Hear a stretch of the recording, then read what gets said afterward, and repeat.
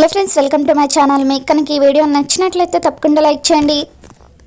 అమర్ భాగ్య గురించి ఎంతో గొప్పగా చెబుతూ ఉంటాడు. మిస్సమ్మ గురించి నాకు చాలా బాగా తెలుసు రాతోడు. మన అనుకుంటే తను ఎంత దూరమైనా వెళ్తుంది.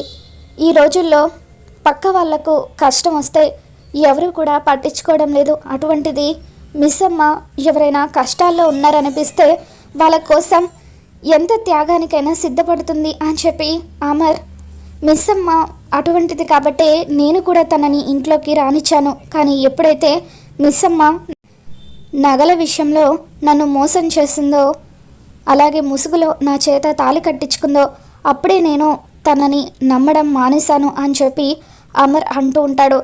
సార్, నాకెందుకో ఈ కుటుంబం కోసమే మిస్సమ్మ ముసుగులో తాళి కట్టించుకుందేమో అనిపిస్తుంది. మన మంచి కోసమే ఇదంతా చేసి ఉంటుందేమో, ఒకసారి ఆలోచించండి సార్ అని చెప్పి రాతోడు అంటూ ఉంటే, ఇకప్పుడు అమర్, లేదు రాతోడు, రెండు వేరు వేరు మనస్తత్వాలు ఒకే మనిషిలో ఎలా ఉంటాయో అర్థం కావడం లేదు అని చెప్పి అమర్ అంటూ ఉంటాడు.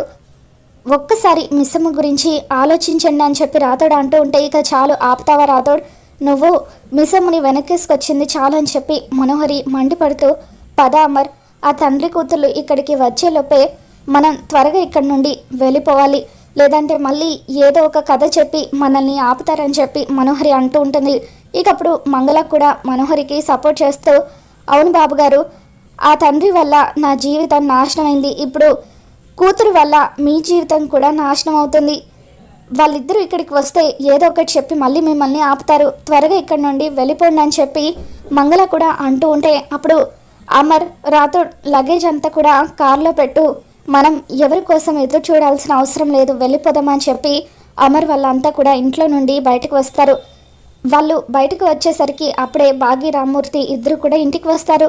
ఏంటి బాబు వెళ్ళిపోతున్నారేంటి అని చెప్పి రామ్మూర్తి అంటూ ఉంటే, ఇప్పటి వరకు మీరు చేసిన మోసాలు చాలు, అల్లిన కట్టుకథలు చాలు అని చెప్పి మనోహరి అంటూ ఉంటే, అప్పుడు భాగ్య అమర్ వైపు చూస్తూ, మీరు కూడా నేను మా నాన్న అబద్ధం చెప్పామని అనుకుంటున్నారా అంటూ అమర్ని ప్రశ్నిస్తూ ఉంటుంది.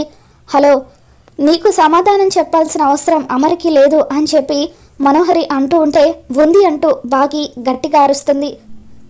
భర్తగా ఆయనకి బాధ్యత ఉంది, భార్యగా నన్ను అడిగే హక్కు ఆయనకుంది, దయచేసి భార్యాభర్తల మధ్యలోకి వచ్చి జోక్యం చేసుకోకండి మనోహరి గారు అని చెప్పి బాగి అంటూ ఉంటుంది.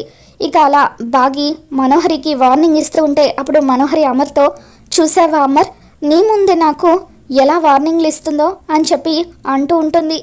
అమర్ బాగితో, ఉదయం ఇంటికి వచ్చిన ఆవిడ, నేను వెతుకుతున్న ఆవిడ ఒక్కటే అని మీరిద్దరూ అన్నారు, మరి వాళ్ళిద్దరూ ఒకటే అయితే ఏది ఆవిడ, మీరు ఇప్పటి వరకు ఆవిడ్ని ఎందుకు తీసుకురాలేదు అని చెప్పి అమర్ అంటూ ఉంటాడు.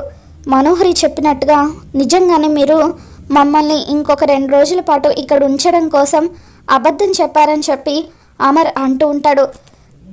నువ్వు మోసం చేసి తాళి కట్టించుకున్నావు, నీకు అసలు మాట్లాడే అర్హత లేదు అని చెప్పి అమర్ అంటూ ఉంటే, అప్పుడు బాగి, దయచేసి ఒక్కసారి ఆ నిజాన్ని దాటి బయటకు రండి, అప్పుడు తప్పు ఒప్పులేంటో మీకే తెలుస్తాయని చెప్పి బాగి అంటూ ఉంటుంది.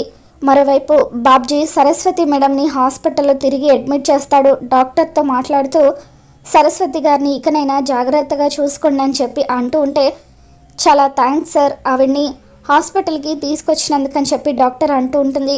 నేను మీకు మరొక ముఖ్యమైన విషయం కూడా చెప్పాలనుకుంటున్నాను. ఇలా హాస్పిటల్ నుండి పేషెంట్ బయటకు వెళ్ళిపోయినట్టుగా వేరే ఎవరికైనా తెలిస్తే అప్పుడు హాస్పిటల్కి బ్యాడ్ నేమ్ వస్తుంది, హాస్పిటల్ని మూసేయాల్సిన పరిస్థితి కూడా ఏర్పడుతుంది, అందుకే ఇదంతా కూడా ఎవరికి చెప్పకండి అని, ఆ తర్వాత మీ ఇష్టం అని చెప్పి బాబ్జీ అంటూ ఉంటే, అప్పుడు ఆ డాక్టర్, అవును సార్, మీరు అన్నది కూడా కరెక్టే, ముఖ్యంగా ఆ పేషెంట్ని అడ్మిట్ చేసిన ఆయనకు ఇలా హాస్పిటల్ నుండి పేషెంట్ తప్పించుకుందన్న విషయం తెలిస్తే గంటలో మా హాస్పిటల్ని మూసేయిస్తారని చెప్పి అంటూ ఉంటుంది. అయితే ఒక పని చేయండి, హాస్పిటల్లో నుండి వెళ్ళిపోయిన సరస్వతి మేడం కళ్ళు తిరగడంతో హెల్త్ బాలేక మళ్ళీ హాస్పిటల్కే వచ్చిందని, రాత్రంతా కూడా హాస్పిటల్లోనే ఉందని, నర్స్ ఆ విషయం ఫోన్ చేసి చెప్పడం మర్చిపోయిందని మీరు వాళ్ళకి చెప్పండి అంటూ బాబ్జీ ఆ డాక్టర్కి సలహా ఇస్తాడు. దాంతో ఆ డాక్టర్ అమర్కి అదే విధంగా చెప్పాలని అనుకుంటుంది. బాబ్జీ అక్కడి నుండి వెళ్ళిపోయిన తర్వాత ఆ డాక్టర్ అమర్కి ఫోన్ చేస్తుంది. సార్, పేషెంట్కి టెస్ట్లన్నీ కూడా చేస్తున్నాము, అవన్నీ జాగ్రత్తగా చూసుకుంటున్నామని చెప్పి అంటూ ఉంటే అప్పుడు అమర్ ఆశ్చర్యంగా, ఏంటి డాక్టర్ మీరు అనేది? సరస్వతి మేడం ఇప్పుడు హాస్పిటల్లో ఉన్నారా అని చెప్పి అడుగుతూ ఉంటాడు.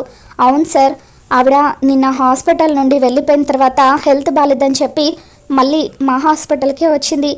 ఈ విషయం నర్స్ని మీకు ఫోన్ చేసి చెప్పమన్నాం, కానీ తను మర్చిపోయిందని చెప్పి ఆ డాక్టర్ అబద్ధం చెబుతుంది. దాంతో అమర్, సరే మేడం, ఆవిడ్ని మీరు జాగ్రత్తగా చూసుకోండి, ప్రస్తుతం నేను హైదరాబాద్లో లేను, వచ్చిన తర్వాత ఆవిడ్ని కలుస్తానని చెప్పి అంటూ ఉంటాడు. ఫోన్ పెట్టేసిన తర్వాత అమర్ బాగీని మరింత అపార్థం చేసుకుంటూ, హాస్పిటల్లో ఉన్న ఆవిడ ఉదయం ఇంట్లో కనిపించిందని తండ్రి కూతుర్లు ఇద్దరూ కూడా అబద్ధం చెప్పారు. ఏంటి సార్, మీరు కూడా మీ కూతురుతో కలిసి నన్ను మోసం చేయాలనుకున్నారా అని చెప్పి అమర్ అంటూ ఉంటాడు. ఆరు గుప్తా ఇదంతా కూడా వింటూ ఉంటారు. ఆరు గుప్తాతో, అదేంటి గుప్తా గారు, ఉదయం మేడంని నేను కూడా చూశాను కదా, మరి ఇప్పుడు హైదరాబాద్లో రాత్రంతా కూడా హాస్పిటల్లోనే ఉండడం ఏంటని చెప్పి అంటూ ఉంటే, అంతా మాయా, ఆ మనోహరి ఆడుతున్న నాటకం ఇదని చెప్పి గుప్తా అంటూ ఉంటాడు. ఆ తర్వాత అమర్ బాగీని మరింత అసహించుకుంటూ రాత్రుడిని పిల్లల్ని తీసుకొని కారులో అక్కడి నుండి వెళ్ళిపోతూ ఉంటాడు. అమ్మ, బాబుగారు వెళ్తున్నారమ్మా, ఎలాగైనా సరే బాబుగారిని ఆపమ్మా అని చెప్పి రామ్మూర్తి అంటూ ఉంటే బాగి ఏం మాట్లాడకుండా మౌనంగా ఉండిపోతుంది. అమర్ వాళ్ళు అక్కడి నుండి వెళ్ళిపోయిన తర్వాత రామ్మూర్తి బాగితో, అమ్మ బాగి, పెళ్ళి తర్వాత ఆడది భర్తతో ఉంటేనే గౌరవం, ఇలా పుట్టింట్లో ఉంటే గౌరవం కాదమ్మా, లాస్ట్ బస్కి నిన్ను హైదరాబాద్ పంపిస్తాను పదమ్మా అని చెప్పి రామ్మూర్తి అంటూ ఉంటే అప్పుడు బాగి, వద్దు నాన్న, ప్రస్తుతం మనం తప్పు చేశామని ఆయన అనుకుంటున్నారు, నిజం నిరూపించేంత వరకు నేను ఇక్కడే ఉంటాను, అప్పటి వరకు ఆ ఇంటికి వెళ్ళనని చెప్పి బాగి అంటూ ఉంటుంది. అప్పుడు రామ్మూర్తి, అయితే ఒక పని చేద్దామమ్మా, తప్పంతా కూడా నా మీద వేసుకుంటాను, నేనే నీతో అలా చెప్పమన్నానని అంటాను, అప్పుడు బాబుగారు నన్నే కదా తప్పు పడతారు, నిన్ను ఏమనుకోరు కదా అని చెప్పి రామ్మూర్తి అంటూ ఉంటే అప్పుడు బాగి, వద్దు నాన్న, నాకు మెట్టినింటి గౌరవం ఎంత ముఖ్యమో పుట్టినింటి గౌరవం కూడా అంతే ముఖ్యం, ఎలాగైనా సరే నిజ నిజాలేంటో ఆయన ముందు నిరూపిస్తాను అని చెప్పి బాగి అక్కడి నుండి లోపలికి వెళ్ళిపోతుంది.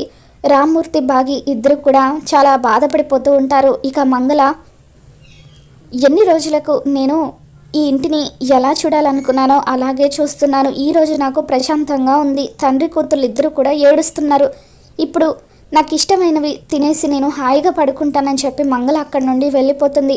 ఇక ఇదంతా చూస్తున్న ఆరు గుప్తాతో, చూసారా గుప్తా గారు, నిజం నుండి వచ్చే ధైర్యం ఎలా ఉంటుందో, నాకు అన్యాయం చేసిన ఆ మనోహరిని ఎట్టి పరిస్థితుల్లోనూ నేను వదిలిపెట్టను, మీరు నాకు గడువు ఇచ్చినందుకు మీరు చేసిన మేలుని నేను ఎప్పటికీ మర్చిపోలేను గుప్తా గారు అంటూ ఆ మనోహరిని నేను ఆడుకుంటానంటూ ఆరు అక్కడి నుండి వెళ్ళిపోతుంది.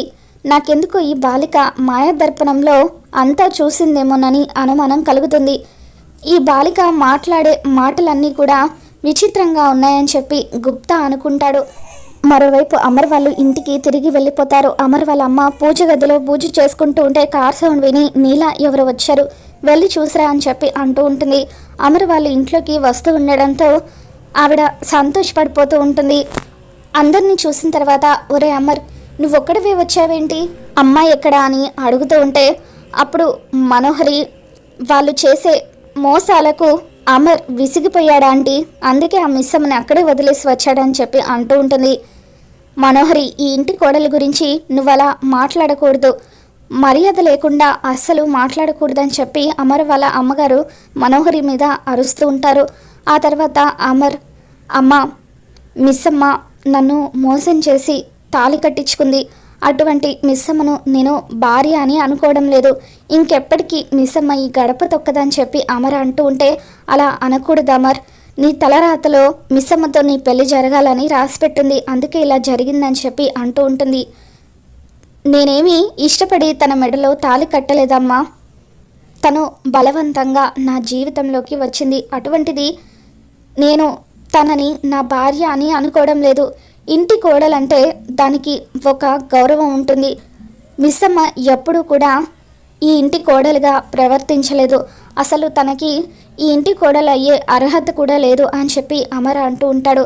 నువ్వు తప్పుగా ఆలోచిస్తున్నావు అమర్, నువ్వు వేద మంత్రాల సాక్షిగా మిస్సమ్మ మెడలో తాళి కట్టావు. మీ ఇద్దరి మధ్య బలమైన బంధం ఉంది. బలవంతంగా తెంపేసుకుంటే తెగే బంధం కాదది అని చెప్పి అమర్ వాళ్ళ అమ్మగారు అంటూ ఉంటారు. సరే అమ్మా, నువ్వన్నది నిజమవుతుందో నేనన్నది నిజమవుతుందో అది కూడా చూద్దామని చెప్పి అమర్ లోపలికి వెళ్ళిపోతాడు. అమ్మయ్య, ఇంటికి వచ్చిన తర్వాత ఇప్పుడు నాకు ప్రశాంతంగా ఉందని చెప్పి మనోహరి అనుకుంటూ ఉంటుంది. మరి రాబోతున్న ఎపిసోడ్లో ఏం జరగబోతుందో మళ్ళీ మన ఛానల్లో తెలుసుకుందాం. వీడియో నచ్చినట్లయితే తప్పకుండా లైక్ చేయండి.